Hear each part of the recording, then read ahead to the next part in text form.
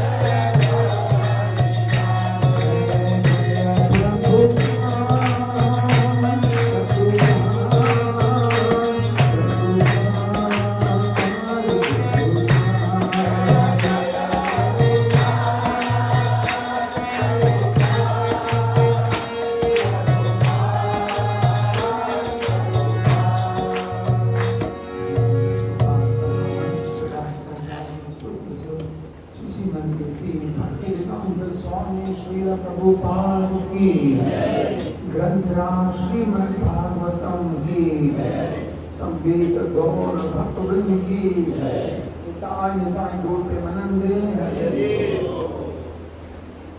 कल प्रणाम करते हैं। ओम नमो भगवते वासुदेवाय।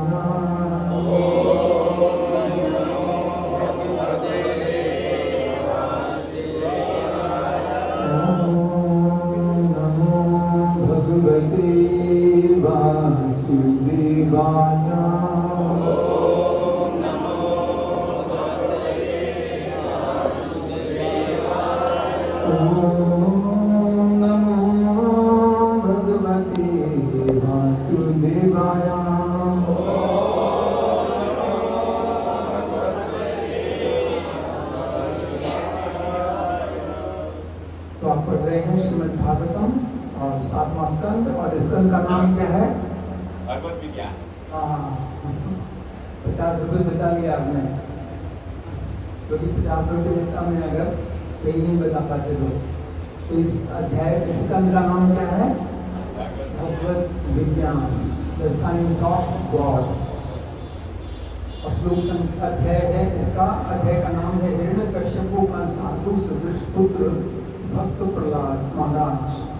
और अध्याय का इस श्लोक संख्या है 54। तो शब्दार्थ मेरे पीछे बोलेगा। यदा जब आचार्य शिक्षकगण पराव्रतः काम में लग गए, ग्रह में धिया गृहस्थ जीवन के कर्मसु कार्यों में वयस्से समान आयु वाले अपने मित्रों बालकों के द्वारा वहाँ वे भक्त प्रहलाद महाराज बुलाया गया। उचित अवसर पाकर यदाचार्य है प्रावृतो ग्रहमेधिया कर्मसु वैश्य बालके स्तत्रः स्वपहुतः तत्क्षणे यदाचार्य प्रावृतो ग्रहमेधिया कर्मसु वैश्य बालके स्तत्रः स्वपहुतः तत्क्षणे। आप लोग दोहराइए। यदाचार्य परावृतो गृहमेधिय कर्मसु वयस्से बालकस्तत्र उपहूतः त्रितक्षणे।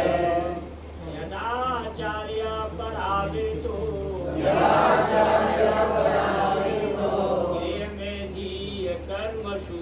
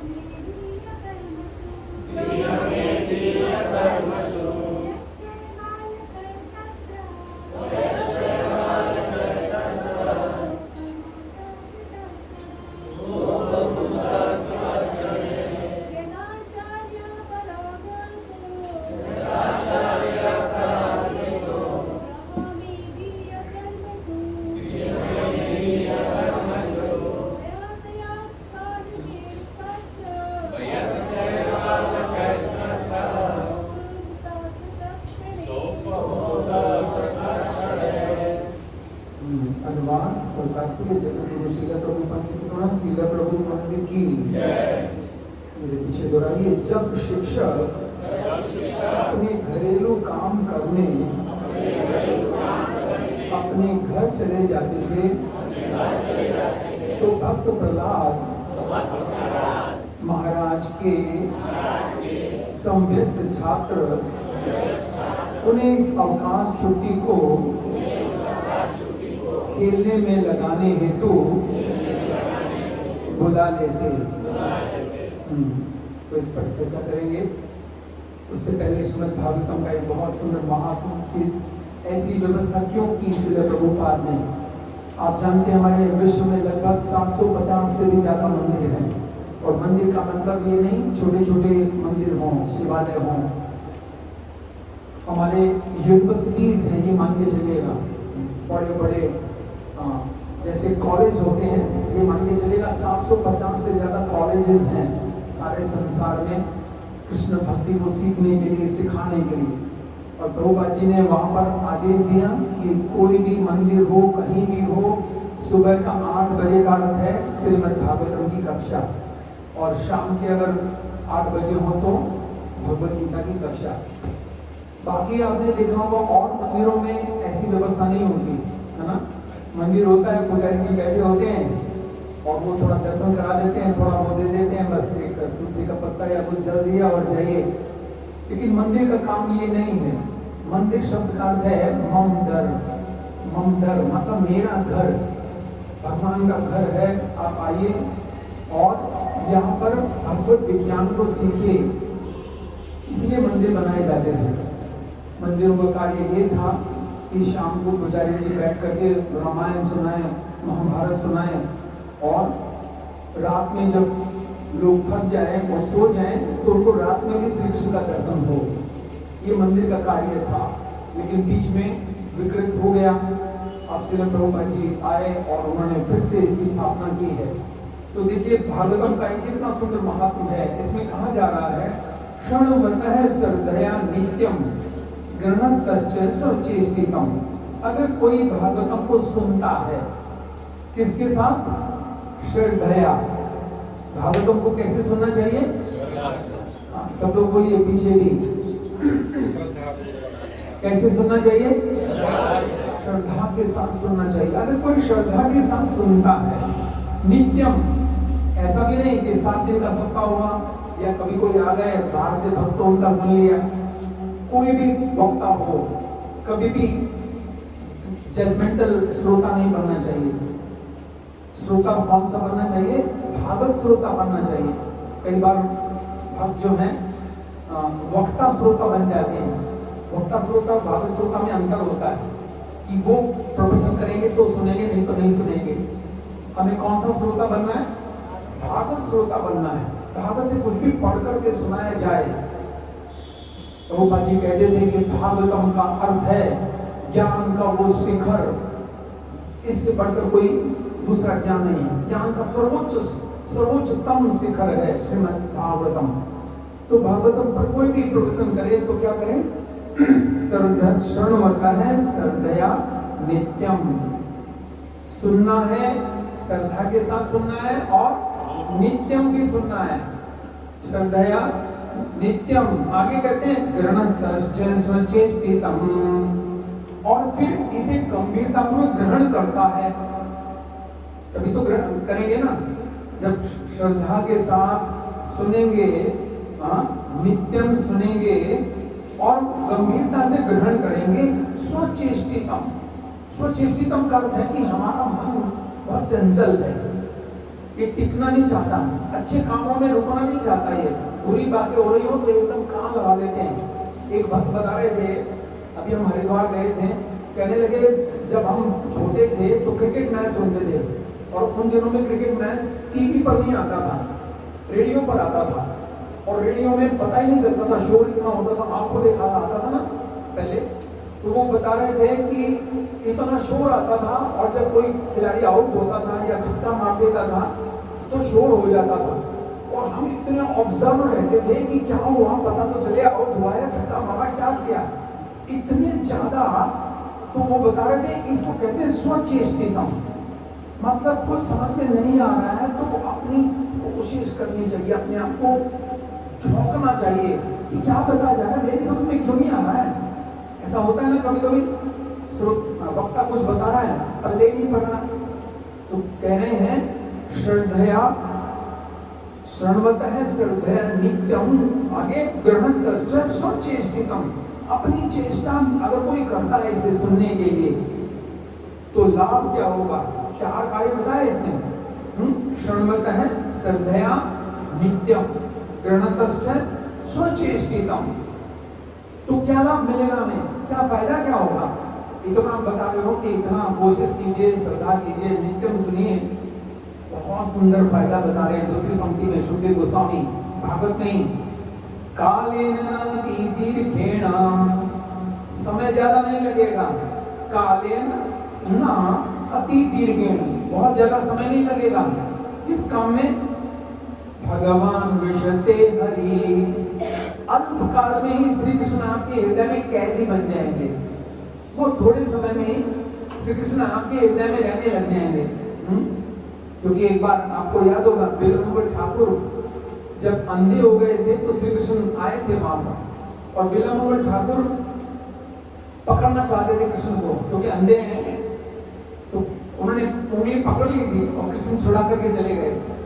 बिलम्बर ठाकुर कहने लगे, उंगली छुड़ा कर तो चले गए ठाकुर जी, हृदय से निकल कर दिखाओ तो जानू क्या शक्तिशाली हो, आपने हृदय से बाहर नहीं आ सकते।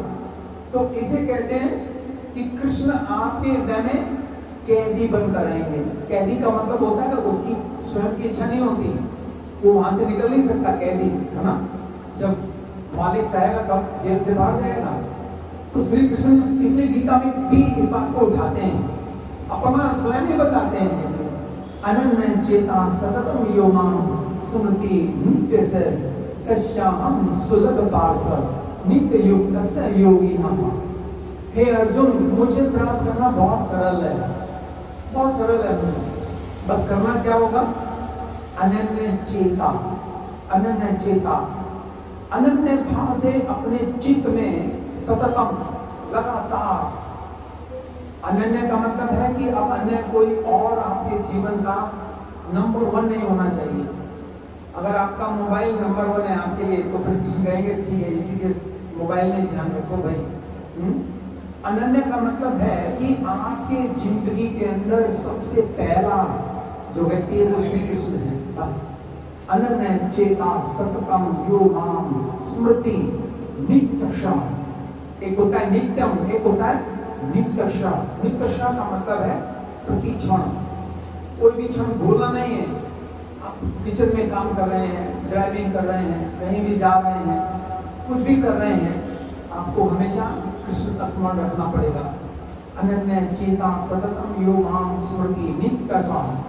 तो कृष्ण कहते हैं तस्याहं सुलभ पार्थ, हे पार्थ, उसके लिए मैं बिल्कुल सरल है, आसानी से वो मुझे प्राप्त कर सकता है।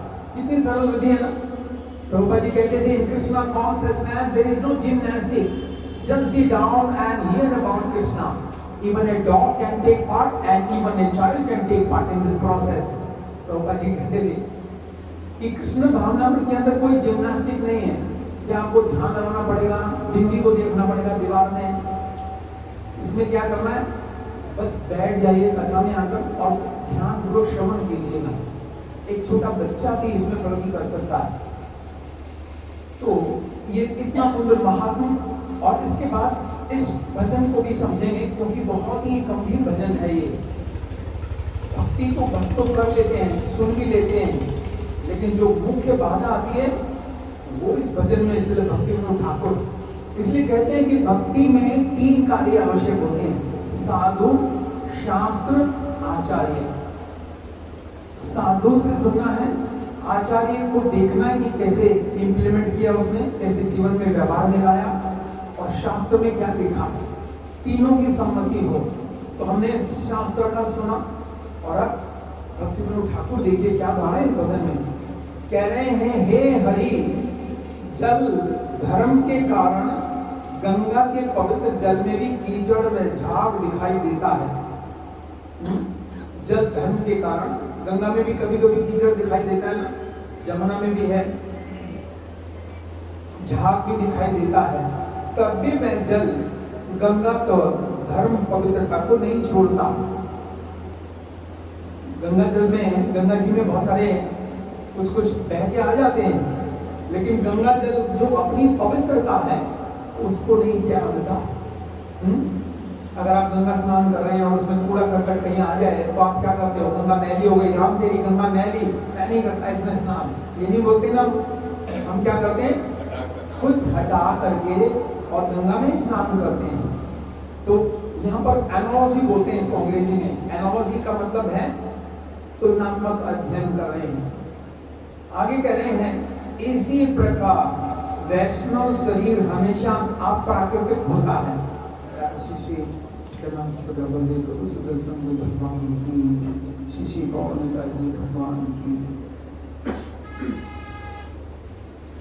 तो गंगा जल का महत्व बताने के बाद क्या कह रहे हैं भक्तिविनोद ठाकुर? इसी प्रकार वैष्णव शरीर हमेशा अप्राकृतिक होता है। अप्राकृतिक जानते हैं? अप्राकृतिक का क्या मतलब? चिन्मय है, स्पिरिचुअल है, दिखता है ऐसा कि ये भी हड्डी मांस का है। इसको भी देखो कितना गंदा सा चेहरा है। जैसे गुरु महाराज हो हमारे, मान लीजिए अरे हमारे गुरु जी भी खांसी हो रही है गुरु हमारे महाराज को, लेकिन वो स्पिरिचुअल होता है। उसको हम वैष्णव क्रिया मुद्रा देखे ना बुझाए, इसलिए लिखा है कि वैष्णव को देख करके अंदाजा नहीं लगाना चाहिए कभी भी, कुछ भी समझ में नहीं आएगा। वैष्णव क्रिया मुद्रा विघे न बुझाए, बुझाए मतलब समझ में नहीं आएगा। इसी प्रकार वैष्णव शरीर हमेशा प्राकृतिक होता है। स्वभाव में शरीर के धर्म के कारण वह कभी प्राकृतिक नहीं होता। इसलिए जब किसी सन्यासी का तिरुभाव होता है तो उसके शरीर को जलाया नहीं जाता, उसके शरीर को ऐसे कैसे समाधि दी जाती है, नमक डाल करके और समाधि दे दी जाती है, क्योंकि वो शरीर क्या है? स्पिरिचुअल है, आध्यात्मिक है। इतना होने पर भी जो, अब आगे कह रहे हैं भक्तिविनोद ठाकुर, इतना होने पर भी जो वैष्णवों की निंदा करता है वह भयंकर अधर्म में फंस जाता है। यहाँ हमारे लिए शिक्षा है, गंभीरता है। अगर आप हरे कृष्ण के भक्त बन गए हो तो शायद मैंने कल कहा था, प्रभुपाद जी ने कहा था कि हमारे इस आंदोलन को मैंने ऐसे डिजाइन किया है, बाहर से खतरा नहीं होगा कभी भी, लेकिन खतरा होगा तो अंदर से होगा, आपस में भक्तों की मतभेद के कारण होगा। मतभेद हो जाए कोई बात नहीं, मतभेद हो जाए लेकिन मतभेद नहीं होना चाहिए, ठीक है? हो सकता है एक भक्त का मत ये है ऐसे करो प्रभु जी, दूसरा कहता नहीं प्रभु जी ऐसे नहीं ऐसे करो, लेकिन मतभेद नहीं होना चाहिए। मतभेद हो जाए, विचार अलग अलग हो जाए, लेकिन मनभेद नहीं होना चाहिए। मनभेद का मतलब क्या होता है कि कभी भी शत्रुता इस तरह का भाव नहीं रहना चाहिए। इसलिए कह रहे हैं गंगा जल की तुलना इसलिए कर रहे हैं कि हो सकता है गंगा जल में कुछ कीचड़ आ जाए, पत्ते आ जाए, हो सकता है किसी भक्त में कुछ पिछली बैकग्राउंड के कारण कुछ कमियां हो, क्योंकि हम सब ऐसे ऐसे परिवारों से आ रहे हैं ना, उन परिवारों में हमें जो सिखाया हमने वही किया। लेकिन अब हमें सोचना चाहिए कि अब हम श्रील प्रभुपाद जी के परिवार से जुड़ गए हैं। अब श्रील प्रभुपाद जी के परिवार में आकर के वो पिछली आदतें भूलनी होंगी हमें, जो हमने पहले से बचपन से सीखी हैं। समझ रहे? इसलिए कह रहे हैं कि वैष्णव का शरीर अगर का कोई व्यक्ति निंदा करता है, वैष्णव की निंदा करता है, तो वो भयंकर अधर्म में फंस जाता है। श्री चैतन्य महाप्रभु कहते हैं कि जिस गांव में अगर कोई हरे कृष्ण मंत्र का जप करता है, उस गांव के कुत्तों को भी मैं प्रेम करता हूँ, उस गांव के कुत्तों को भी प्रेम करता हूँ। यहाँ तक कि कहते हैं पक्षी मात्र यदि बोले कृष्ण का नाम, अगर उस गांव में पक्षी भी कृष्ण नाम का उच्चारण कर दे तो भी मैं उनको अपना लेता हूँ। तो सोचिए अगर कोई माला पर हरे कृष्ण का जप कर रहा है और पिछली बैकग्राउंड के कारण उसमें कुछ कमियां हैं, तो हमें क्या करना पड़ेगा, उसके केवल गुणों को ही गान करना पड़ेगा, उनको हटाना पड़ेगा। एक ग्रंथ में लिखा है कि श्री कृष्ण की आंखें सुंदर क्यों हैं? कभी सोचा आपने? हमारे आचार्यों ने टीका लिखी है कि श्री कृष्ण की आंखें इतनी सुंदर क्यों हैं। देखिए आप यहाँ पर आंखें दिख रही हैं आपको कि श्री कृष्ण की आंखें कितनी सुंदर हैं, उधर भी देखिए कितनी बड़ी बड़ी आंखें। जानते हैं श्री विश्वनाथ चतुर्वेदी ठाकुर कहते हैं श्री कृष्ण की आंखें इसलिए सुंदर मानी जाती हैं क्योंकि वो हम भक्तों की कमियों की ओर दृष्टिपात नहीं करती। जितने हमारे अंदर गुण है ना, केवल उनको ही देखते हैं, इसलिए श्री कृष्ण की आंखें सबसे ज्यादा सुंदर हैं। हमें भी अपनी आंखों को वैसा बनाना पड़ेगा, तभी हमारा जो बड़ा परिवार है, हरे कृष्ण का जो परिवार है, बढ़ता जा रहा है दिन प्रतिदिन। हम परिवार नियोजन नहीं करते कि बस हम एक, हम दो, हमारे दो। हम चाहते हैं कि हमारे परिवार की संख्या बहुत बढ़ती जाए इस हरे कृष्ण आंदोलन के परिवार की। लेकिन इस परिवार में हम एक साथ प्रेम से कैसे रहेंगे? जब हम इस भाव की दृष्टि को रखेंगे। किसी भक्त में कमियां हो सकती हैं, लेकिन उससे हमें क्या, हमें तो उसके गुणों को ग्रहण करना है। श्रील भक्ति सिद्धांत महाराज जो श्रील प्रभुपाद के गुरु थे, उनके पास एक भक्त आया कि महाराज इस ब्रह्मचारी में ये कमी है, ये कमी है, ये समस्या है, ये समस्या। तो भक्ति सिद्धांत महाराज ने कहा अब तुम मेरे पास आए हो, उसी भक्त में जो भी गुण है उसको एक बार बताओ। देखिए ऐसी अवस्था में कितनी मुश्किल होती है ना। आप किसी की शिकायत करने गए, गुरु महाराज इसमें ये कमी, ये कमी, ये कमी, और गुरु महाराज कैसे हैं? ठीक है मैं समझ गया, लेकिन उसमें जो गुण है ना वो भी बताओ एक। और वो भक्त चक्रव्यूह में पड़ गया, कहते उसमें गुण तो कुछ नहीं है महाराज, उसमें गुण तो कोई खास नहीं है। महाराज वो सुबह जल्दी उठ जाता है, महाराज वो जल्दी उठ जाता है। तो भक्ति सिद्धांत महाराज कहने लगे जिस मुंह से जहर पिया है उसी मुंह से एक अमृत का चम्मच भी पान करो। इसलिए भक्ति ठाकुर गा रहे हैं, इतना होने पर भी जो वैष्णवों की निंदा करता है वह भयंकर और धर्म में फंस जाता है। और गर्ग संहिता में गर्ग मुनि जी लिखते हैं, क्या कहते हैं? कृष्णम निंदन्ति हि यो बुधान, कृष्णम निंदन्ति हि यो बुधान अज्ञानवच को संगतः कुंभी पाप से पतति यादवो ब्रह्मणो वयः। वो कह रहे हैं गर्ग मुनि जी कि अगर कोई कृष्णम का होता है कृष्ण या कृष्ण के भक्तों की जरा सी भी निंदा करता है। कई बार लोग बोलते प्रभु जी निंदा नहीं कर रहा, मन हल्का कर रहा हूँ, थोड़ा सा मवाद कम हो जाए ना। मवाद बढ़ जाता है, बीमारी बढ़ जाती है, हल्का नहीं होता, मन भारी हो जाता है। बस इससे भक्तों को बचना पड़ेगा। ये एक ऐसा कार्य है जिसमें कि भगवान श्री कृष्ण भागवतम के 11वें स्कंद में कहते हैं, हे उद्धव, ना तो ब्रह्मा, ना शिव जी और अनंत शेष मेरा भाई, मेरा विस्तार लक्ष्मी जी, यहाँ तक कि मेरी बाईं भुजा भी अगर मेरे भक्त की ओर उड़ जाए तो मैं अपनी बाईं भुजा को भी काट सकता हूँ। ये भगवान बोलते हैं देखिए, मेरे भक्त को कभी भी अगर कोई इस दृष्टि से देख ले तो कह रहे हैं इसका कारण क्या होता है कि व्यक्ति भक्तों की निंदा क्यों करने लग जाते हैं? शुरू में आते हैं तो बोलते हैं प्रभु जी, और बाद में निंदा करने लग जाते हैं। क्या कारण है? कृष्णम निंदन की यो मूढ़ा। मूढ़ का मतलब होता है गधा। वो व्यक्ति गधा है असल में, उसको मालूम नहीं है तो क्या कर रहा है? मूढ़, अज्ञानवश, अज्ञानी है, उसने कुछ ध्यान से सुना नहीं है, अभी भक्ति के शास्त्रों को उसने मर्म को नहीं समझा है। वो सोचता है कि शायद कृष्ण का नाम लेने से ही मैं आगे तर जाऊंगा। नहीं, कृष्ण कभी भी डायरेक्ट अगर कोई उनका भक्त बनना चाहता है उसको स्वीकार नहीं करते। कृष्ण कहते हैं जो ये कहता है मैं श्री कृष्ण का भक्त हूं, मैं उसे अपना भक्त नहीं मानता, लेकिन जो ये कहता है मैं श्री कृष्ण के भक्त का भक्त हूं उसको मैं अपना भक्त मानता हूं। आदि पुराण में अर्जुन को बता रहे हैं बात। तो आगे कहते हैं कृष्णम निंदन्ति ह्यो मूढ़ा अज्ञानवच, और तीसरा कारण बता रहे हैं कुसंगतः।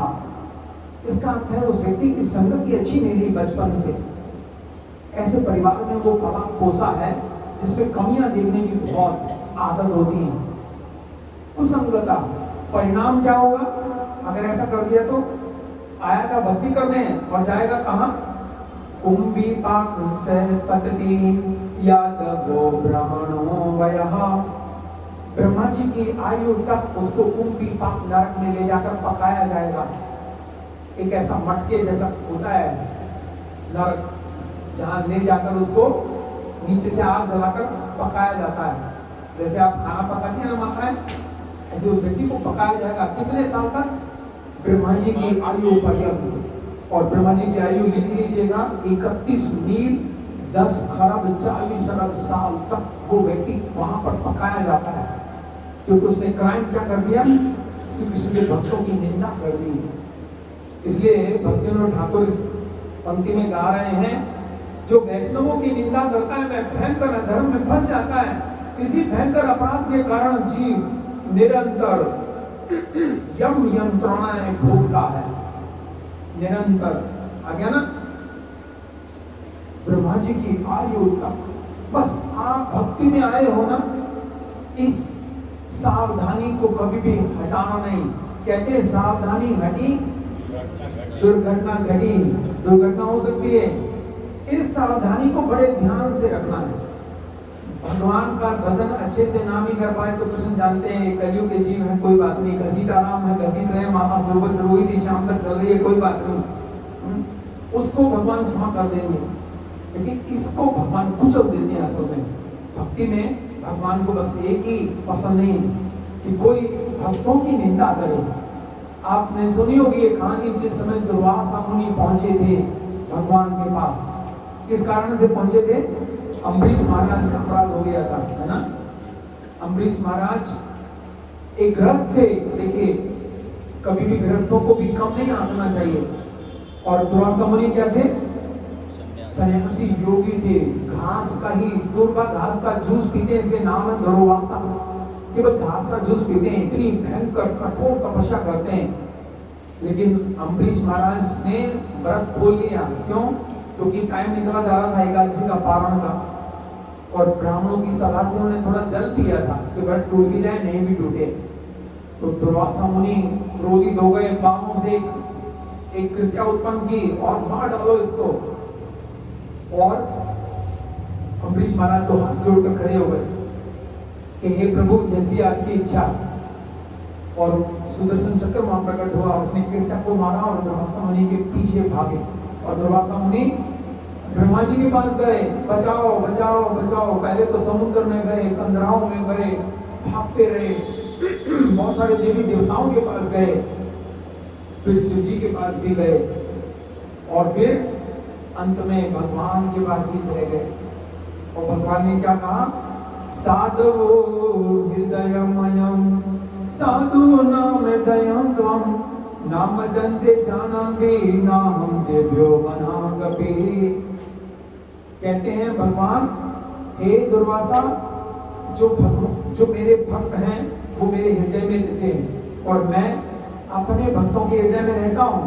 मेरे भक्त मेरे अतिरिक्त कुछ नहीं जानते, और मैं अपने भक्तों के अतिरिक्त कुछ नहीं जानता।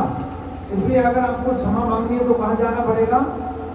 अम्बरीश के चरणों में जाना पड़ेगा। अगर वो क्षमा करें तो आपकी रक्षा हो सकती है। वापस लौटना पड़ा, देखिए, भगवान के धाम से। तो कह रहे हैं इसी भयंकर अपराध के कारण जीव निरंतर यम यंत्रणाएं भोगता है। हे नंद नंदन, ऐसी कृपा कीजिए कि इन अपराधों के कारण मेरा पतन ना हो। देखा, ये भक्ति में बहुत आवश्यक है। ये जो पंक्ति भक्तिविनोद ठाकुर ने लिखी है ना, ये बहुत आवश्यक है। आप अगर भक्ति में आ गए हो तो कृपा करके इससे जरूर बचिएगा। अगर ये हो रहा है आपके जीवन में तो थोड़े दिनों में नाम में रुचि नहीं रहेगी आपकी, नाम में रुचि नहीं होगी। नाम भजन करेंगे, नींद आएगी, और कथा सुनेंगे, नींद आएगी, भौतिक संसार में आनंद आएगा अपने आप ही। तो मेरा पतन ना हो, आपके वैष्णव आपका वैभव है। देखा, वैष्णव क्या है? हे प्रभु, हे नंद नंदन, आपका वैभव है। यही आपका ऐश्वर्य है। आपके जो भक्त हैं, हे हरि मुझ पर करुणा करो, तभी उनके प्रति मेरी मति होगी और मैं आपकी पद छाया प्राप्त करूंगा। देखा, इसलिए प्रभुपाद जी एक बार सुनाते हैं, नहीं राधारमण महाराज ने सुना ये कहानी। राधारमण महाराज कहते हैं कि अगर आप अमेरिका में जाओ और अमेरिका में किसी से फ्रेंडशिप करनी हो तो क्या तरीका है? महाराज बताते हैं, महाराज कहते हैं कि अगर आप मॉर्निंग वॉक पे जा रहे हो तो आपको किसी से फ्रेंडशिप करनी है, आप उसे जानते नहीं, तो क्या करना पड़ेगा? क्योंकि ज्यादातर अमेरिका में मॉर्निंग वॉक पे लोग जाते हैं तो वो अपने डॉगी को लेके जाते हैं, कुत्ते को साथ ले जाते हैं। तो महाराज कहते हैं अगर आपको किसी से फ्रेंडशिप करनी है तो आपको क्या करना पड़ेगा?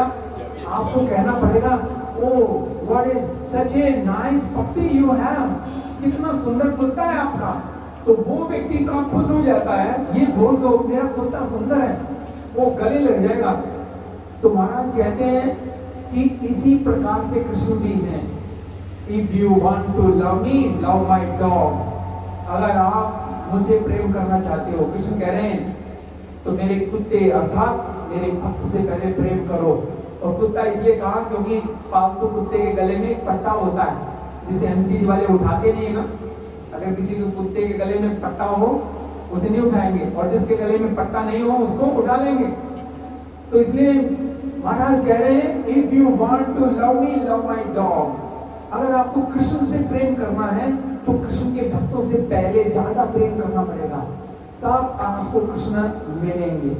तो ये इतना सुंदर भजन श्री भक्तिविनोद ठाकुर ने गाया। तो अब हम एक महावैष्णव की चर्चा सुन रहे हैं इस 54 नंबर श्लोक में। एक एक शब्द पर विचार विमर्श करेंगे, चिंतन करेंगे। क्या करें?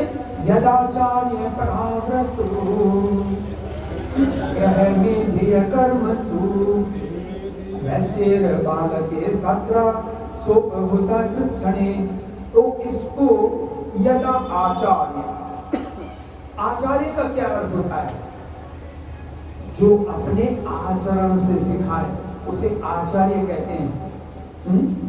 भक्ति के नियमों का पालन हम करते हैं, लेकिन आचरण पर निर्भर होता है। His Holiness सचिनंदन महाराज हैं, श्रील प्रभुपाद के शिष्य, आपने सुना उनका नाम?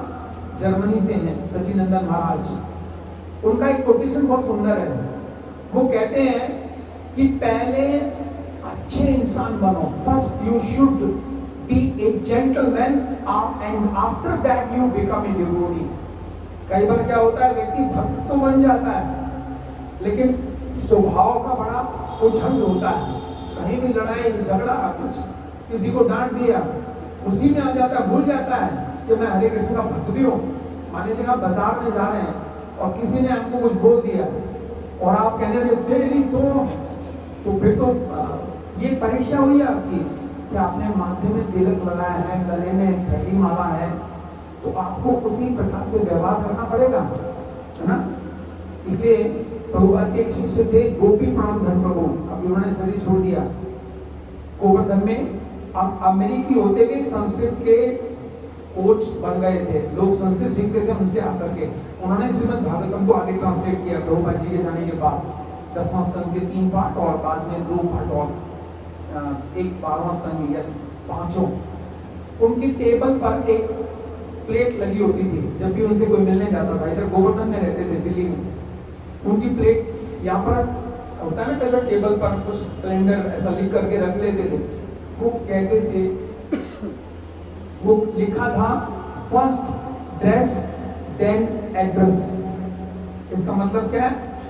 पहले आप उस बात को अपनाइए, बाद में लोगों को बताइए। कई बार भक्त लोग होते हैं क्या, वो बताते तो बहुत बड़ी बड़ी बातें हैं लेकिन खुद पालन नहीं करते। प्रभुपाद जी एक बार इस कहानी को सुनाते हैं ऐसे कि एक बार एक व्यक्ति भागवत कथा कर रहा था और उसके थोड़े गले में जाकर के कुछ हो गया, तो भागवत कथा करके जाकर कहने लगा पीढ़ी दे दो, कोई पीढ़ी है? तो बोले अरे अभी तो आप भागवत करके आए थे। तो बोले वो भागवत की बातें है, भागवत की बातें भागवत में और अब अपनी बातें अलग से। ऐसा नहीं होना चाहिए। आचार्य का मतलब यही है। जैसे अद्वैत आचार्य, उनको आचार्य इसलिए कहा गया क्योंकि अद्वैत का मतलब था कि वो श्री कृष्ण से भिन्न नहीं है, महाविष्णु के अवतार हैं। सदाशिव जो कि वैकुंठपति है सदाशिव, और महाविष्णु के कंबाइंड इनकारनेशन है। ठीक है। आचार्य किसने बने? आचार्य का मतलब है कि वो जो भी उनके पास है एज इट इज वो देना चाह रहे हैं संसार को। आचार्य मतलब प्रचार भी करता है, आचार और प्रचार। आचरण, मैंने अपने गुरु महाराज से एक बार प्रश्न पूछा था यही वाला कि महाराज आचार और प्रचार किसको वरीयता दी जाए? प्रचार प्रचार प्रचार किया जाए या आचार आचार पर ध्यान दिया जाए? तो हमारे महाराज बोले अच्छा शॉर्टकट लेना चाहते हो? नहीं नहीं नहीं, आचार भी जरूरी है और प्रचार भी जरूरी है, इनमें से एक नहीं चुन सकते आप। आचरण आपका ऐसा हो जो लोग देख करके आपके भक्त बने। इसलिए यहाँ पर लिखा है यदाचार्य परावृतो। तो यहाँ पर तो आचार्य का संबोधन इसलिए है क्योंकि कौन सुना रहा है? भागवत शुभदेव गोस्वामी सुना रहे हैं। देखो ये आचार्य अच्छे नहीं है, ये टीचर्स अच्छे नहीं है, लेकिन जब एक सभ्य व्यक्ति बोलता है ना तो जो दूसरा व्यक्ति खता व्यक्ति होता है उसको भी शब्दों का चुनाव करके अच्छे शब्द निकालता है मुख से, है ना। षंडमार्क अच्छे टीचर नहीं है। वैसे आप लोग जानते हैं अध्यापक और टीचर में तो अंतर होता है कुछ। अध्यापक और टीचर में अंतर होता है। एक बार एक भक्त ने बड़ा अच्छा बताया था, अध्यापक उसे कहते हैं जो अध्ययन कर करके पक जाए, उसे कहते हैं अध्यापक। पक गया अध्ययन कर करके, उसको बोलते हैं अध्यापक। और टीचर उसने बताया जो टी के साथ हमेशा चलता रहता है उसको बोलते हैं टीचर। तो हमें टीचर नहीं बनना है, क्या बनना है? अध्यापक बनना है। टी के साथ वो पीते रहते हैं, खाते रहते हैं कुछ कुछ ना। तो यद आचार्य है परावृतो, काम में लग गए। और अब सुखदेव गोस्वामी बोल रहे कौन से काम में लग गए। देखिए कितना भागवतम, देखिए कितना सूक्ष्म तरीके से हमें सिखाता है। एक स्थान में लिखा है कि भागवतम हमें कैसे सिखाता है, राजा की तरह सिखाता है और पिता की तरह सिखाता है, माता की तरह सिखाता है, बहन की तरह सिखाता है। सारे भाव भागवतम के अंदर है। इस श्लोक में अंदर जाइए, डीप में जाइएगा। पहले सुखदेव गोस्वामी ने क्या कहा? यद आचार्य परावृतो। इतना अगर हम सुनते ना तो आपको लगता है बड़ा अच्छा है, कोई बहुत अच्छे व्यक्ति के लिए कहा जा रहा है ये। तो यद आचार्य परावृतो, वो आचार्य शिक्षक गण अपने कामों में लग गए। हाँ, शिक्षक कहा ना, इस समय यह शिक्षा मिलती है अगर कोई निराकारवादी भी आपके सामने आ जाए, अगर कोई देवताओं का भक्त भी आपके सामने आ जाए तो आपको उसकी खिल्ली नहीं उड़ानी है कभी भी। समझ रहे हैं? कई बार हम हरे कृष्णा में आने के बाद हम क्या करते हैं कि हम उनकी निंदा करने लगते हैं। अरे तुम देवताओं के भक्त हो, तुम तो गए गुजरे हो। नहीं, कम से कम देवताओं के भक्त हैं। बस हमने उनको ये समझाना है कि आप देवताओं की ही भक्ति कीजिए, लेकिन शुद्ध भाव से कीजिए, जैसे गोपियों ने की, कात्यायनी देवी की, है ना। तो देवताओं के उपासकों को अगर हम परिहास करेंगे तो वो कभी भी हरे कृष्णा की भक्ति में नहीं आ पाएंगे। ऐसे ही अगर कोई मायावादी है, मायावादियों को हम सिद्धांत से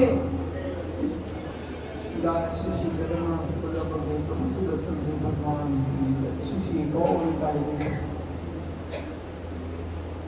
प्रभुपाद जी की घटना मिलती है। एक बार एक मायावादी बीमार पड़ गया तो प्रभुपाद जी का मित्र था, तो प्रभुपाद ने कहा उसको हॉस्पिटल में देखने जाना है। तो शिष्यों ने कहा स्वामी जी आप तो इतना क्रिटिसाइज करते हो मायावादियों को, फिर आप उसे हॉस्पिटल में मिलने क्यों जाते हो? प्रभुपाद जी ने क्या कहा? Hate the sin not the sinner. हमें उसके सिद्धांत से ऑब्जेक्शन है, उससे ऑब्जेक्शन नहीं है। ठीक है, व्यक्ति विशेष को हमें उतना ही प्रेम देना है, तभी तो वो कृष्ण कॉन्शियसनेस में आएगा। वो ये देखेगा कि ये लोग किस प्रकार के लोग हैं। हाँ, ये हमसे प्रेम करते हैं, क्योंकि आज हर कोई प्रेम का भूखा है। प्रेम नहीं मिलता है घर में, परिवार में, हमें उनको प्रेम देना है। तो सुखदेव गोस्वामी की भाषा पर ध्यान दीजिएगा। यद आचार्य प्रावृत्तो हो, अच्छा व्यक्ति नहीं था, बल्कि राजनीति सिखा रहा था हमारे प्रहलाद महाराज को, ये बुरा है, ये अच्छा है, और भगवान से दूर ले जाने वाली शिक्षा दे रहा था। लेकिन एक सभ्य व्यक्ति जब लड़ाई भी करता है, कुछ गलत भी बोलता है, तो सभ्य शब्दों का प्रयोग करता है। हाँ, यद आचार्य प्रावृत्तो, जब शिक्षकगण अपने कामों में लग गए।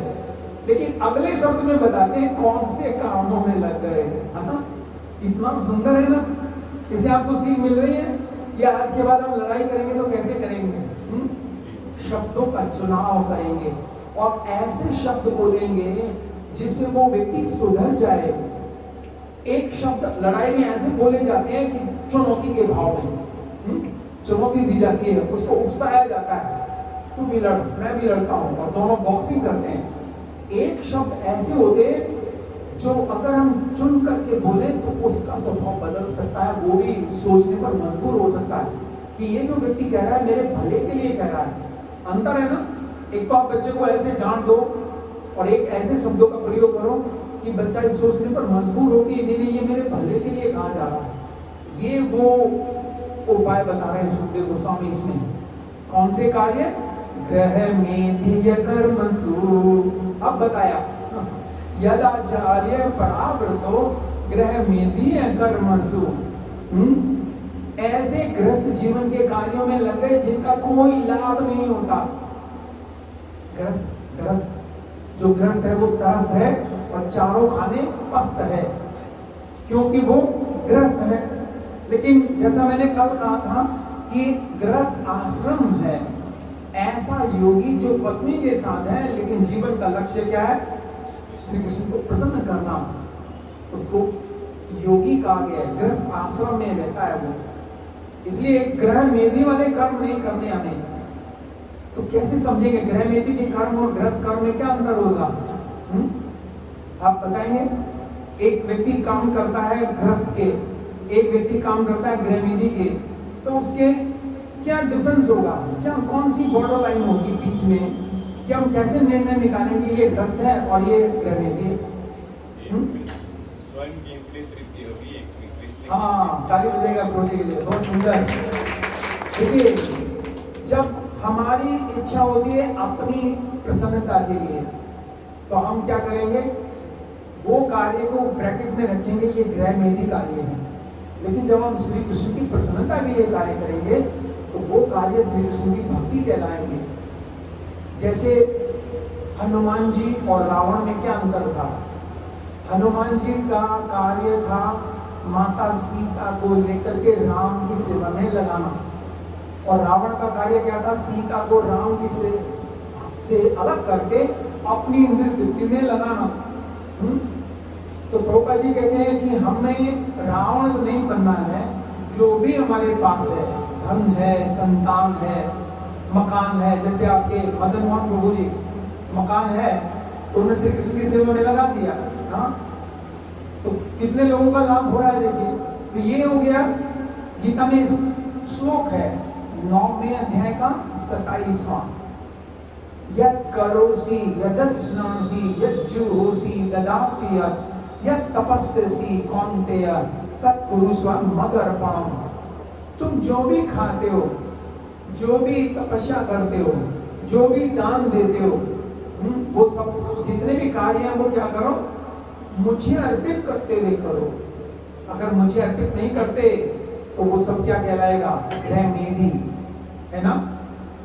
जैसे कि मान लीजिए ना, आपसे कोई सड़क में जाता हुआ, कहीं आपकी दुकान है और सड़क में जाता हुआ कोई भिखारी आ गया, कह रहे बाबा 10 रुपए दे दो, 5 रुपए दे दो, तो उस समय क्या करना चाहिए? फ्रूट हो आपके पास जो ऑफर है वो उसको देना चाहिए, धन नहीं देना चाहिए।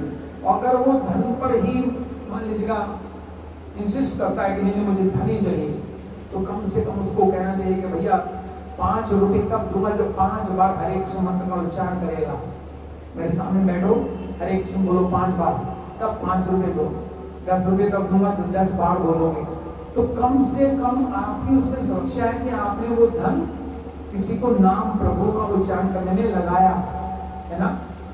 तो इसे कहेंगे ये ग्रस्त के कर्म है, और ग्रह मेधी के कर्म है बस वो अपनी इंद्रिय तृप्ति में लगा रहता है। और ग्रह में भी व्यक्ति कहाँ जाता है, इस जीवन के बाद नरक में जाना पड़ता है उस व्यक्ति को। और गृहस्थ आश्रम से सीधे व्यक्ति भगवान के धाम जा सकता है। 12 महाजनों में से कितने सारे गृहस्थ हैं, आप निकालिएगा देखिए। हाँ, स्वयंभू ब्रह्मा जी गृहस्थ है, यस। स्वयंभू नारद गिनते जाइएगा।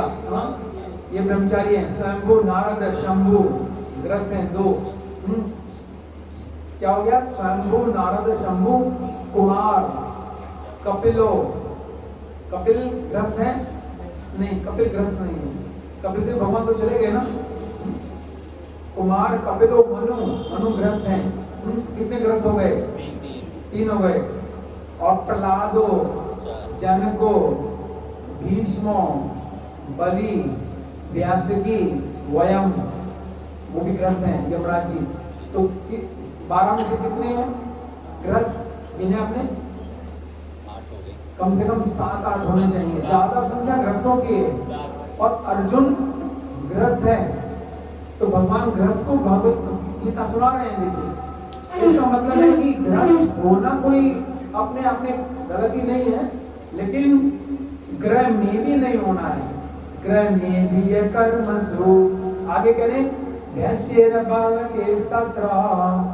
और जो बालक थे समान आयु के, वैसे समान आयु वाले अपने मित्रों बालके तत्र महज सहवे प्रहलाद महाराज अब होकर बुलाया को चने उचित अवसर पाकर। आगे कह रहे हैं जो तो भक्त प्रहलाद महाराज के सम्यक छात्रों ने इसी अवतार छुट्टी को खेलने में लगाने हेतु भुला लेते। अब इस पर हमें समझना है, भागवतम को ऐसे समझना चाहिए जैसे गन्ने वाले को देखा हमने जूस निकालता है, कैसे निकालता है। हम कहते हैं भैया बस कर, वो फिर भी एक बार वो घुमा करके उसमें लगा देता है और जूस निकालता है। तो इसमें हम देखते हैं, इसमें हम क्या देख रहे हैं कि अब शिक्षक गण तो चले गए, दृश्य ये है अपने अपने घरेलू कार्यों में लग गए और बालकों को समय मिल गया। प्रहलाद को खेलने में लगाते हैं, आइए प्रहलाद चल खेलते हैं। लेकिन देखिए जो नित्य सिद्ध होते हैं ना, वो खेलने में समय नहीं लगाते अपना, वो उन कार्यों में अपना समय नष्ट नहीं करते जो श्री कृष्ण से संबंधित नहीं है। इसलिए चाणक्य पंडित कहते हैं कि इस संसार में सबसे ज्यादा महंगा क्या है, समय। इस संसार में सबसे ज्यादा महंगा है समय। अगर 1 मिनट निकल गया, सारे संसार की संपत्ति को बेच दो, तब भी उसको वापस नहीं लाया जा सकता। 1 मिनट को भी, है ना, 1 मिनट भी वापस नहीं लाया जा सकता। इसलिए बहुत सुंदर एक वाक्य है मेरा, आप चाहे तो लिख सकते हैं, ये वाक्य काम आएगा जिंदगी भर। जब समय होता है तो समझ नहीं होती, और जब समझ होती है तो समय नहीं होता। इसको समझिएगा इस बात को। जब समय होता है तो समझ नहीं होती व्यक्ति को।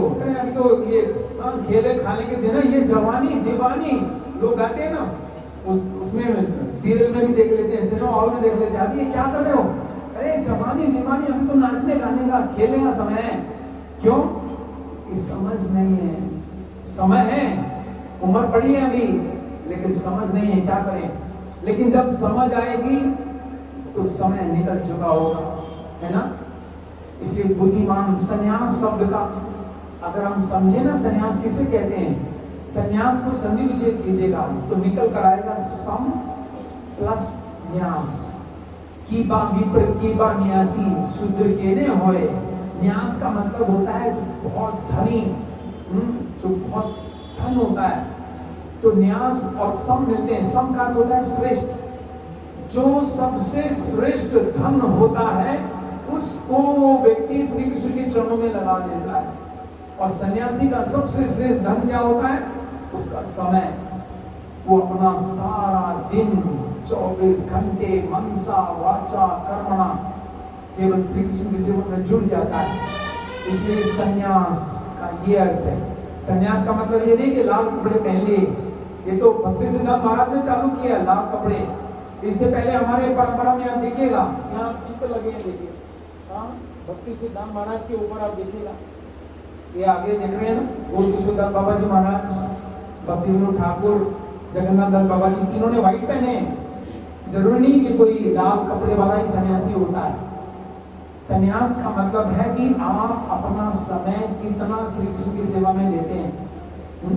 आप कहोगे लेकिन हम सन्यासी कैसे बने, हमारे तो ऑफिस जाना पड़ता है, नौकरी करनी पड़ती है, हाँ, समय लग जाता है सारा। उसकी चिंता नहीं है। प्रभुपाद जी ने बहुत सुंदर ये कृष्णा कॉन्शियसनेस शुरू किया है। कैसे? अगर आप ऑफिस जाते हैं और अपनी इनकम का 50% अगर आप कृष्ण सेवा में दे देते हैं, डोनेशन, प्रसादम में, मंदिर में, तो आपका जो ऑफिस में जो समय लगा वो किस में माना जाएगा? भक्ति में माना जाएगा। जैसे अर्जुन युद्ध कर रहे हैं, लाखों लोगों को मार रहे हैं, लेकिन वो उनका भक्ति कहलाया। भक्ति कहलाया। सोचो, किसी को मारना भक्ति कहलाया। क्यों? क्योंकि श्री कृष्ण की इच्छा थी। श्री कृष्ण की इच्छा थी कि धरती का बोझ हटाया जाए, और इसलिए वो गीत गाया था उन्होंने। आप गीत कब गाते हो? जब खुशी का माहौल होता है तभी तो गीत गाते हो, है ना? तो कृष्ण ने कुरुक्षेत्र के मैदान में गीत गा दिया इसलिए, और भंगड़ा भी किया है श्री कृष्ण ने वहां पर। आपने महाभारत में पढ़ा हो, वहां पर एक घटना मिलती है कि पहले तो श्री कृष्ण जब युद्ध होने वाला था तो बहुत प्रसन्न हो गए, गीत गाने लग गए। भगवत गीत कहलाया, भगवत गीता, क्योंकि प्रसन्न थे कि जिस कार्य के लिए मैं आज संसार में आया था, आज वो समय आ गया है। जिसका था मुझे इंतजार, वो घड़ी आज आ गई। लाखों जानते हैं, महाभारत के आखिरी चैप्टर में लिखा है 1,66,20,00,000 लोग मारे गए 18 दिन के अंदर। कितने? प्रभुपाद जी ने तो एक तात्पर्य में 66 करोड़ लिखा है, लेकिन अगर आप महाभारत के श्लोक में देखेंगे, लास्ट चैप्टर में लिखा है, आप सब दोहराइए, 1,66,20,00,000 लोग भगवान ने साफ कर दिए केवल 18 दिन में। इसलिए वो आए थे धरती पर, क्योंकि धरती देवी गई थी कृष्ण के पास, हे प्रभु बहुत बोझ बढ़ गया है मुझ पर, आप इस बोझ को हटाइए, क्योंकि जो धर्म के नियमों का पालन नहीं करते वो धरती का बोझ माने जाते हैं। खासकर से पृथ्वी देवी पर खड़े होकर जो झूठ बोलते हैं, धरती देवी बोलती है भागवत के 8वें स्कंद में, हे प्रभु मुझे उनका बोझ नहीं लगता, पेड़ों का, पहाड़ों का, समुद्रों का, मकानों का मुझे बोझ लगता है जो व्यक्ति मुझ पर खड़ा होकर के झूठ बोलता है, उसका बोझ मैं सहन नहीं कर पाती हूँ, हटाइए इस बोझ को। तो श्री कृष्ण इसलिए कुरुक्षेत्र के मैदान में आकर के खूब प्रसन्न हो गए, उत्सव में आ गए। अरे एक साथ सारे लोग इकट्ठे मिल गए मुझे इतने, और इन सबको झाड़ू मार करके साफ कर दूंगा। तो भगवत गीत गाया उन्होंने उत्सव के समय। और फिर भंगड़ा कब किया? भंगड़ा भी किया भगवान ने, श्री कृष्ण ने भगवान ने भंगड़ा किया। देखिए वहां पर कब?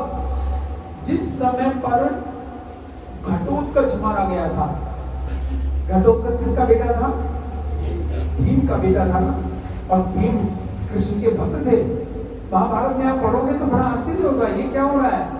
जिस समय कर्ण के ऊपर घटोत्कच ने अपने बाणों का, अपने शक्ति से लोगों को पकड़ करके चूर्ण करना शुरू कर दिया, तो जितने भी लोग भागने लगे देख करके, उसकी हाइट बड़ी ऊंची थी, लंबा लड़का था।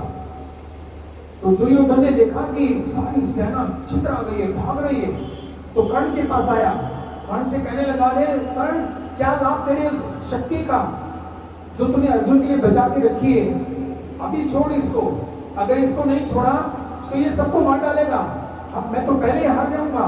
कर्ण ने कहा नहीं नहीं नहीं, ये मैंने अर्जुन के लिए बचा के रखी है। उसने कहा नहीं, मैं हूं सेनापति, मैं आदेश देता हूं, चलाओ। कर्ण ने अब बड़े बोझ वाले मन से निकाली शक्ति और छोड़ दी उस पर, घटोत्कच पर, और घटोत्कच को जाकर के लगी शक्ति को सीधा धुआ पूरा वो खून की उल्टियां करने लगा। और भीम और सब आ गए, बेटा इन सेना पर गिरो, कौरवों की सेना पर गिरो, क्योंकि तुम गिरोगे तो हजारों लोगों को दबा दोगे। और वो धड़ाम से गिर पड़ा, बहुत लोग नीचे दब गए। आप देखिए क्या हुआ, कृष्ण उतरे रथ से नीचे उतर गए भगवान और भांगड़ा कर रहे हैं। भागवत में ये लिखा है, भगवान ने भागना शुरू कर दिया, नाचना शुरू कर दिया। भीम रो रहे हैं कि मेरा बेटा मारा गया, मेरा बेटा मारा गया, और भगवान नाच रहे हैं। सब देख रहे हैं क्या हो रहा है, एक नाच रहे हैं और दूसरे रो रहे हैं। भीम आया कि प्रभु मेरा बेटा घटोत्कच मारा गया और आप नाच रहे हो खुशी से। तो भगवान कृष्ण कहते हैं, हे भीम अभी मुझे नाचने दो थोड़ी देर, जब तक मेरा मन नहीं भर जाए तब तक मुझे नाचने दो, बाद में बोलना, तब तक मुझे नाचने दो। और जब खूब नाच लिए तब भीम के पास आए, कहने लगे ये कर्ण ने जो शक्ति छोड़ी है ना, ये मेरे प्यारे कलेजे के टुकड़े अर्जुन के लिए बचा के रखी थी, और एक यही ऐसी शक्ति थी जो अर्जुन को मार सकती थी, और इसलिए अब इसकी शक्ति घटोत्कच पर गई तो अब मेरा भय दूर हो गया, इसलिए मुझे जी भर के नाचने दे। और तुम्हारा पुत्र घटोत्कच ये तो हिडिंबा का बेटा था, हिडिंबा आप जानते हैं, हिडिंबा उसके भाई था हिडिंबा, हिडिंबासुर, और ये तो ऋषि मुनियों के सारे यज्ञों को खराब कर देता था। अगर इसको कर्ण नहीं मारता तो मैं ही मार देता इसको, क्योंकि ये राक्षस था, हमारी सेना में जरूर था, इसको तो मैं भी मारता। और कर्ण की शक्ति गई तो भगवान क्या हो गए, नाचने लगे। तो यहाँ पर समय का महत्व बताया जा रहा है। एक पल भी श्रील प्रभुपाद कोटू कड़े में इस बात को उठा रहे हैं कि जो भगवान के शुद्ध भक्त होते हैं उनके पास भी 24 घंटे होते हैं, जो भगवान के भक्त नहीं होते उनके पास भी 24 घंटे होते हैं। लेकिन भगवान के भक्त एक एक पल को एक कंजूस व्यक्ति की तरह से गिन गिन करके कृष्ण की सेवा में लगाते हैं, वो एक पल भी नष्ट नहीं करते। कई बार मैंने देखा माताओं के पास फोन आते हैं ना, तो माता जी बेचारी ऐसी होती है, वो भूल जाती है कि कितना समय हो गया, उनके रिचार्ज भी सब खत्म हो जाते हैं। एक बार फोन आया, 1-1.5 घंटे तक वो बात करें, हाँ आज सब्जी कौन सी बनाई है, उसमें हल्दी कितनी डाली कि नहीं डाली, मिर्च कितनी डाली, वो बेचारी उन कामों में वो लगी रहती है और सारा समय नष्ट हो जाता है। हमारे यहाँ एक भक्त है, हमारा जो गुरुकुल है वृंदावन में, हरग्रेस नारायणी माता जी, पहले प्रिंसिपल थी हमारे गुरुकुल की, लेकिन अभी वो छोड़ करके दूसरी सेवा में चली गई है। उन माता जी से मैं मिला तो उन्होंने बहुत अच्छी बात बताई। उन्होंने एक समय निश्चित कर रखा है कि सुबह किसी का भी फोन आए तो उठाएंगे नहीं। वो कह रहे हैं प्रभु जी मैंने इतने सारे खोल दिए हैं नाम मर्द सेंटर, इतने सारे भक्तों से जुड़ गए, कम से कम 1000 भक्त जुड़ गए हैं। अगर मैं सबके फोन उठाने लगूँ तो अपनी वाला साधना को ग्रंथ कब पढ़ूंगी। मेरा नियम है कि 2 बजे से पहले मैं किसी का फोन नहीं उठाती। तो आप भी जब प्रचार करोगे, आपसे कॉन्टेक्ट्स लोगों के बढ़ेंगे, लोगों की बेबी सिटिंग्स आपको देनी होंगी तो बड़ी समस्याएं होंगी, है ना। अभी तो छोटा सेंटर है, जब बड़ा सेंटर बन जाएगा तो जो लीडर्स होते हैं उनको भी कुछ ऐसा समय बचाना चाहिए अपना। मेरे पास भी कभी कभी 6:30 बजे माता जी का फोन आ गया एक बार, तो मैं आमतौर पर उठाता नहीं उनका, कम से कम 10:30 के बाद ही मैं फोन उठाता हूँ, क्योंकि उससे पहले अगर हमने फोन उठाने शुरू कर दिए, एक बार श्री कृष्ण से दूर हो गए ना, श्री कृष्ण फिर हमें हटा देते हैं। आप प्रयास कीजिएगा, क्योंकि भक्ति का प्रचार करने से पहले अपनी साधना सबसे ज्यादा आवश्यक है। श्री चैतन्य महाप्रभु ने क्या कहा है, भागवत बुक मिलते है ला मनुष्य जन्म या जन्म सार्थक करी परोपकार।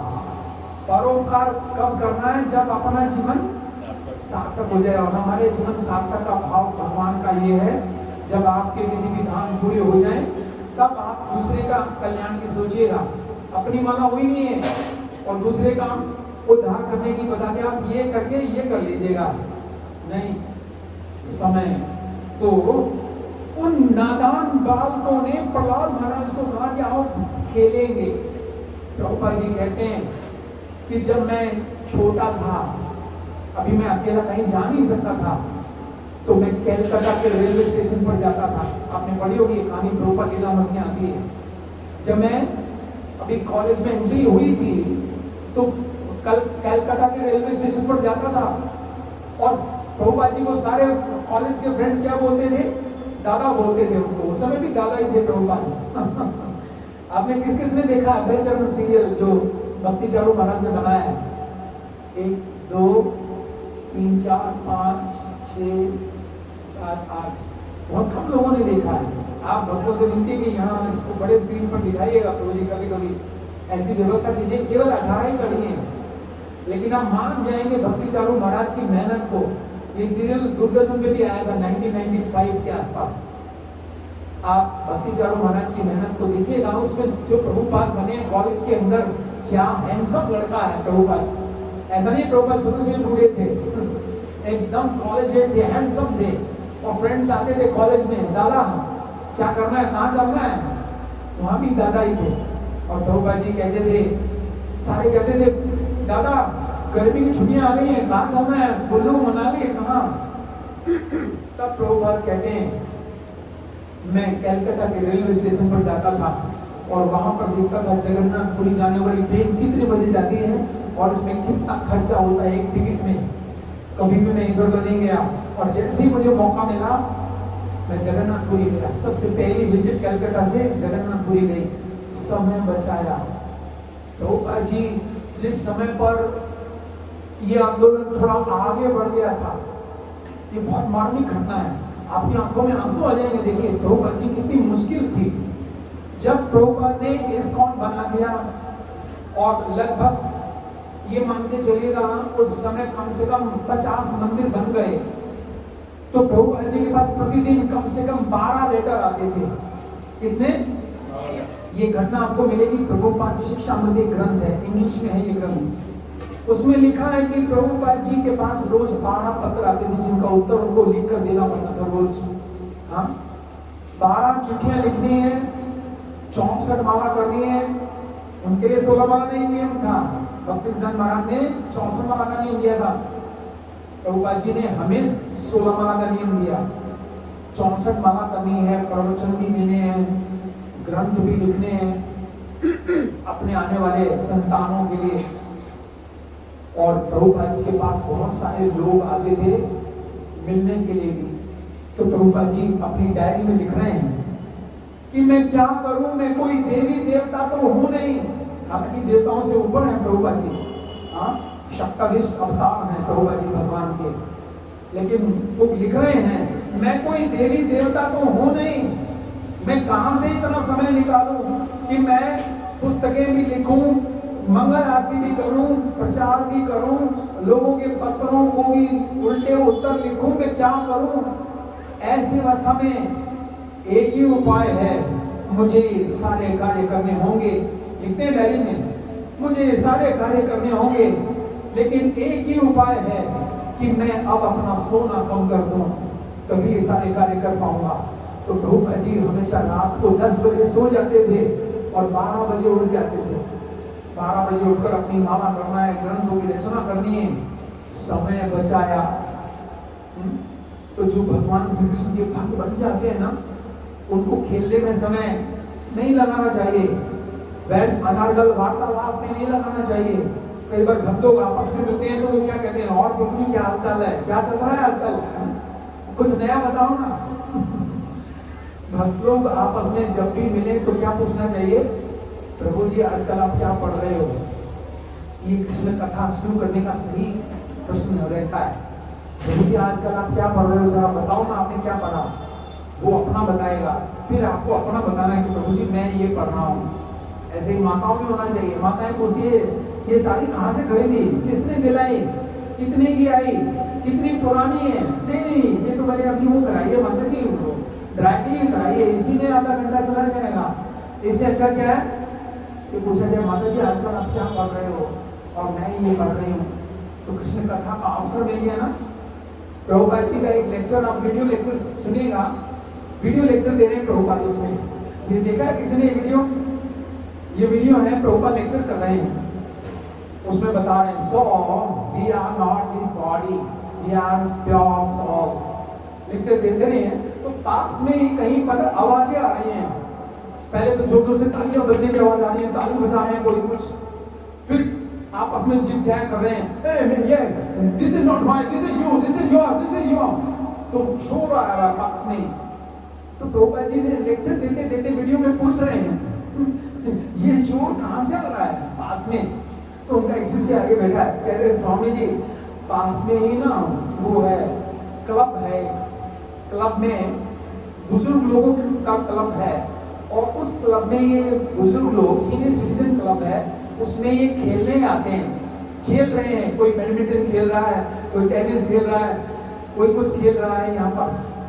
तो प्रभुपाद ने कहा क्या सीनियर सिटीजन क्लब, अरे खेलना तो बच्चों का सुना था मैंने, उस लेक्चर में बोल रहे हैं ये बूढ़े होकर के भी खेलना चाहते हैं, इनको कोई जाकर रोके, करे ये खेलने की उम्र नहीं है भाई, जितना खेल लिया, अब तो आगे घर जाना है, अगले घर जाना है, उसकी तैयारी करो।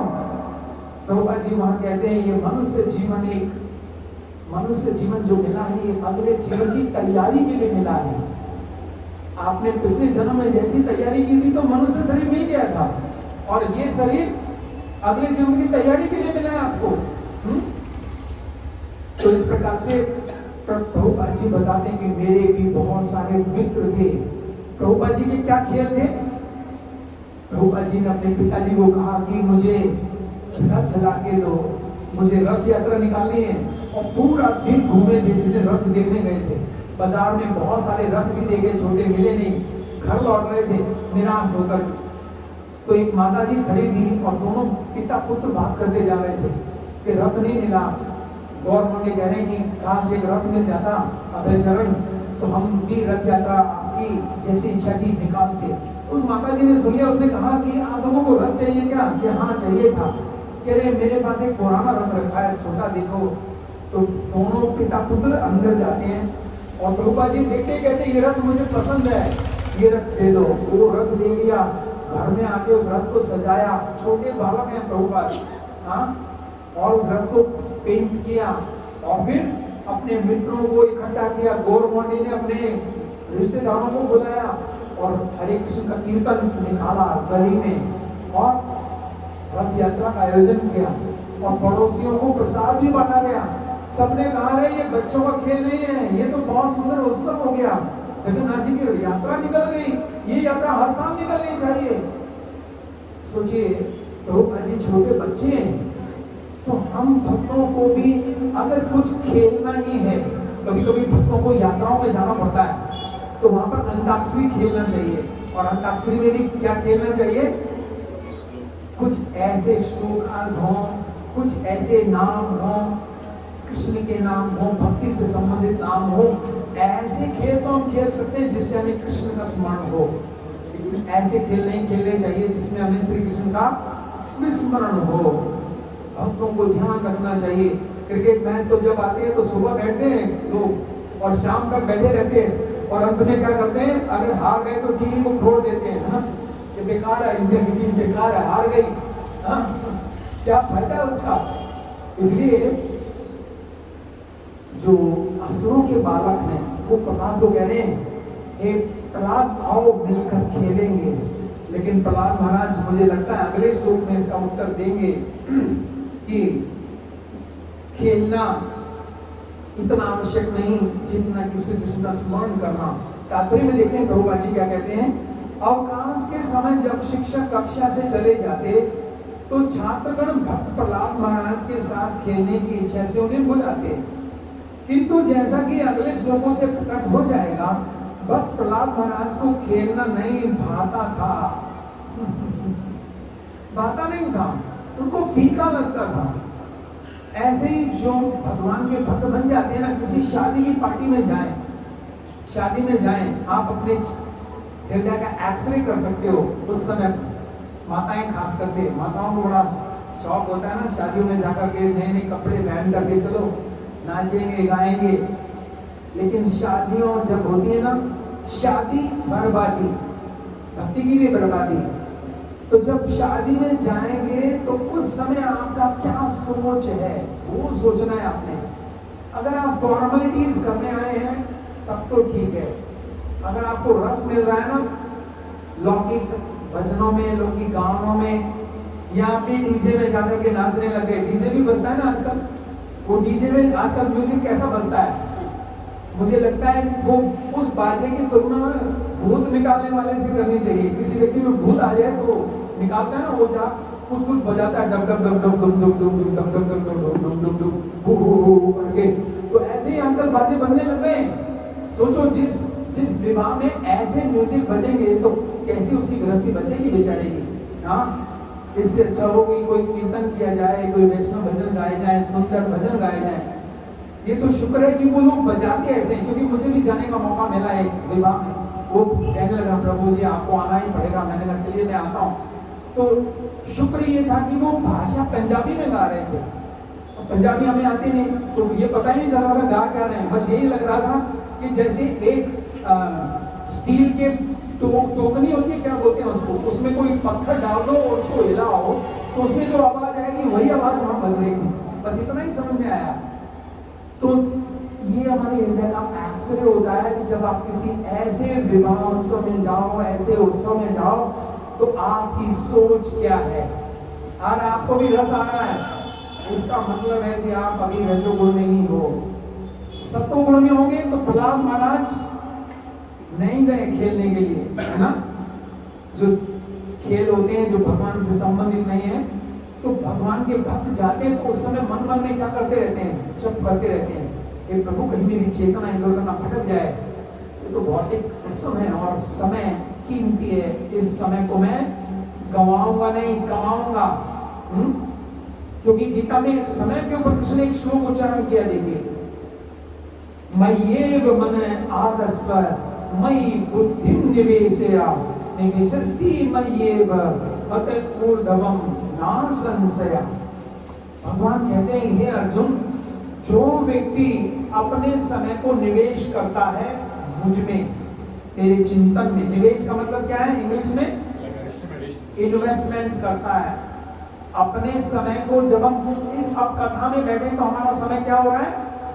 इन्वेस्ट हो रहा है, स्पेंड नहीं हो रहा है, खर्चा नहीं हो रहा है आपका समय। लेकिन जब हम भौतिक कामों में लगते हैं वो समय हमारा खर्च हो जाता है, ये इन्वेस्ट हो रहा है। तो इन्वेस्टमेंट रिटर्न के साथ वापस आता है ना। लेकिन जो स्पेंड हो गया वो रिटर्न वापस नहीं आता। तो कृष्ण क्या करें? मय्येव मन आदस्व, जो मुझ पर अपने समय, अपना मन को स्थिर करते हैं मेरे क्रियाकलापों में, मेरे नामों में। मय्येव मन आदस्व मयि बुद्धि निवेश, अपनी बुद्धि का इन्वेस्ट करते हैं मुझ में। निवेशस्सी मय्येव, वो मेरे साथ रहेंगे। अतः ऊर्ध्वं, ऊपर आएंगे, ना संशय, उसमें कोई संशय नहीं है अर्जुन। अब फैसला आपके हाथ में कि आप अपना समय कैसे व्यतीत करोगे। और अपने आप जब आप ऐसे उत्सव में जाओगे तो क्या सोचोगे। ये प्रैक्टिकल लाने की बातें जो मैं कल कह रहा था ना, वर्ण करना, ग्रहण करना, संपत्ति बनाना। क्योंकि हम लोग अभी न्यू फाइट है, नवदीक्षित हैं हम लोग। अगर हम वहां जाकर के रस लेंगे तो जो सीखा है वो हमें हल्का नजर आएगा। कह रहे हम अच्छे फंस गए इसको, हमने आकर ना एक तो खाना पूछ रहे हैं कि लहसुन प्याज है, कह रहे हम तो खाना भी नहीं खा सकते और शादी में नाच नहीं सकते क्योंकि हमने तिलक लगाया, कंठी माला पहनी है, तो हम तो बेकार हो गए। कौन से मुहूर्त में कौन सा दिन था, किसकी शक्ल देखी थी जिस दिन हरे कृष्णा में आए थे। वो लोग देखो कितना एंजॉय कर रहे हैं ना, भक्ति नहीं है इसलिए हम भक्ति में फंस गए आकर। वैसे अब की बार मैं भी ऐसा करूंगा, कुछ बहाना बना करके दूर चले जाऊंगा भक्तों से, है ना। इसको बोलते हैं प्रक्षेपास्त्र आत्मिका माया। ये माया दो प्रकार की होती है, आवरण आत्मिका माया और प्रक्षेपास्त्र आत्मिका माया। आवरण आत्मिका माया का मतलब है वो व्यक्ति तो सोच ही नहीं सकता कि मुझे भक्ति भी जरूरी है, क्या ऐसा बेकार की बातें हैं। खाओ पियो मजा करो, किसी का दिल मत दुखाओ, बस इसको बोलते हैं आवरण आत्मिका माया। पूरी तरह से आवरण है माया का, ये नहीं करेगा व्यक्ति। और प्रक्षेपास्त्र, इंग्लिश में प्रक्षेपास्त्र को क्या बोलते हो? मिसाइल। मिसाइल अटैक हुआ था ना अभी भारत और पाकिस्तान के युद्ध में। मिसाइल अटैक का मतलब है यहाँ से मिसाइल छोड़ी दूर गई वहां पर। ये उन पर अटैक करती जो भक्ति में लग गए, जो भक्ति में लग गए उनको बोलती काम फंस गए, छोड़ो इनको, चलो एंजॉय करो, मजा करो।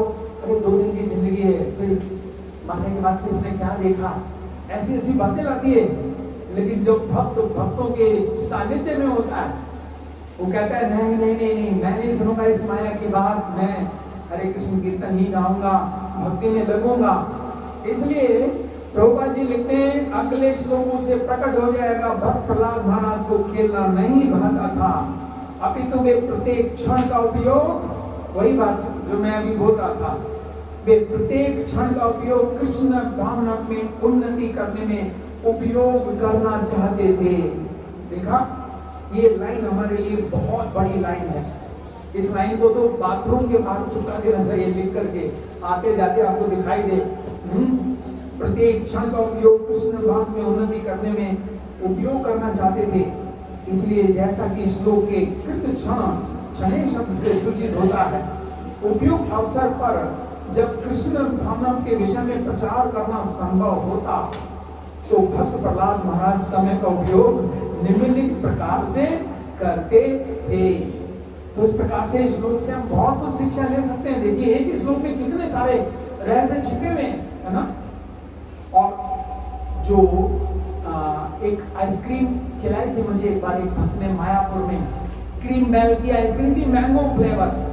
मैं आइसक्रीम खाता नहीं हूँ वैसे ज्यादा था, उन दिनों में मेरा गला भी खराब नहीं था, लेकिन किसी बच्चे को अगर क्रीम बेल की मैंगो फ्लेवर आइसक्रीम मिल जाए, बड़ी टेस्टी होती है, तो वो उसे कैसे खाता है, कैसे खाता है उसको, कहीं खत्म ना हो जाए उसको चाटता रहता है, रस लेता रहता है ना, कि पापा मम्मी दूसरी दिलाएंगे नहीं, इसी को ज्यादा देर तक चलाओ। तो भागवत का जो श्रोता है ना, भागवतम का जो पाठक है, वो भी प्रत्येक श्लोक में ऐसे ही रस निकालता है, ज्यादा से ज्यादा रस निकालता है, तब आगे बढ़ता है। इसलिए प्रभुपाद जी ने भागवत सप्ताह पर इतना ज्यादा जोर नहीं दिया। प्रभुपाद जी ने कहा एक एक श्लोक लेंगे और उसी को अच्छे तरह से समझेंगे और अपने जीवन में उसको लगाएंगे और फिर हम अपने जीवन को सफल बनाएंगे। ठीक है, हरे कृष्णा। कितना समय हुआ? थोड़ा सा ज्यादा समय हो गया, तो आपकी ओर से किसी का कोई प्रश्न है, चर्चा है?